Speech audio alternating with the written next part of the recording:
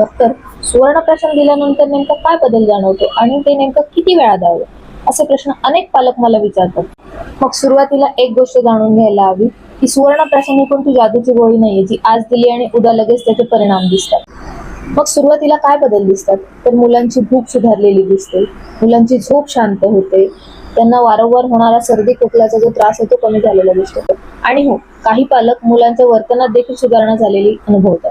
जसं की मुलं अधिक शांत होतात, त्यांच्या सूचनांचे पालन व्यवस्थित करतात, त्यांना अभ्यासात लक्ष केंद्रित करता येतं.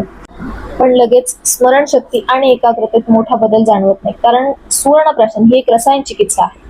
त्याचं काम शरीरातील ओज, मेधा, बल यांना पोषण देणं आहे. हे काम हळूहळू हळूहळू होत असते.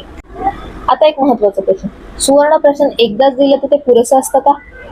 तर विचार करा, आपण एखादं रोप लावतो, त्या रोपाला आपण एकदाच पाणी घालतो का? तर नाही. त्याला एकदाच पाणी घातल्यानंतर त्याचं पोषण होईल का? नाही होणार. तसंच शरीराचं देखील आहे. सुवर्णप्राशन एकदाच दिल्याने त्याचं पोषण होणार नाही, ते वारंवार दिल्याने त्याचं पोषण होणार आहे. म्हणूनच नियमित सुवर्णप्राशन देण्याला विशेष महत्त्व दिलेलं आहे. तर सुवर्णप्राशनाला एक रोगप्रतिकारक शक्ती वाढवणारा उपाय म्हणून पाहू नये, तर ते मुलांच्या सर्वांगीण विकासाला सहाय्य करणारे रसायन आहे. सुवर्णप्राशनाबद्दलचे असे गैरसमज दूर करण्यासाठी ही रील जास्तीत जास्त लोकांपर्यंत शेअर करा.